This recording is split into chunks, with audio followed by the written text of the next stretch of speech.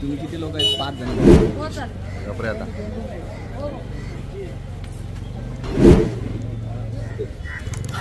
देशाच्या स्वातंत्र्याच्या 77 वर्षानंतर स्वातंत्र्याला काळीमा फासणाऱ्या अशा घटना राज्यामध्ये आपल्या अनेक ठिकाणी घडताना दिसतात.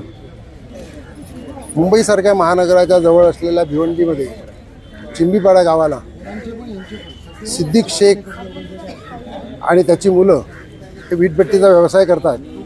या वीटभट्टीवर जवळपास 10 कुटुंब ही गेल्या काही वर्षापासून वेठबिगारी करत असल्याचं आढळून आलेलं आहे. पैकी मंजी सौरा हिने आज पोलीस स्टेशनला फिर्याद दिलेली आहे.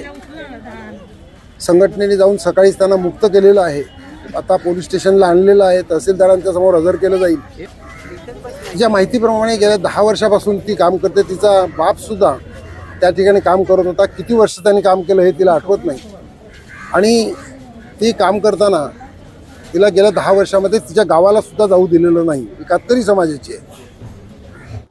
याशिवाय महिन्याला काही न देता आठवड्याला केवळ 600 रुपये किंवा 800 रुपये अशी खर्ची हा मालक तिला देत होता. कधी हिशोब केला नाही. तिच्या अंगावर भरपूर पैसे निघतात. किती पैसे निघतात ते सांगितलं नाही. आणि दुसऱ्याकडे कुठेही कामाला जाऊ देत नाही अशी फिर्याद तिने आज दिलेली आहे.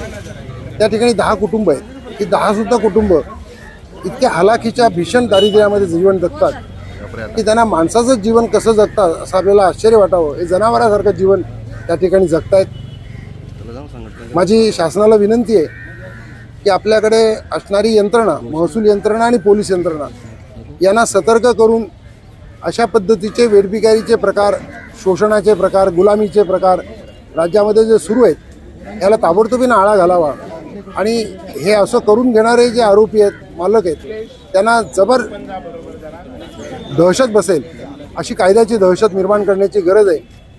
याशिवाय यांच्या तात्काळ सहाय्यासाठी आणि पुनर्वसनासाठी सुद्धा वारंवार मी शासनाकडे मागितलेलं आहे. विधान परिषदेमध्ये आता माननीय उपमुख्यमंत्र्यांनी जाहीर केलेलं आहे.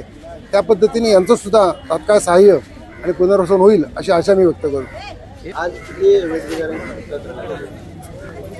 अजूनही जबाब सुरू आहेत. परंतु 10 कुटुंब आता या ठिकाणी आहेत. याशिवाय प्रत्येक जे पुरुष आहेत यांना ते माती काढायला गेले असताना त्या मालकांनी त्या पुरुषांना घेऊन कुठेतरी बाहेर गेलेलं आहे, पळवलेलं आहे. ते अजूनही या ठिकाणी आलेले नाहीत. ते आल्यानंतर नेमका आकडा सांगता येऊ शकेल. पण हा आकडा कदाचित 15-16च्या वर जाऊ शकेल. Speed news Bharat.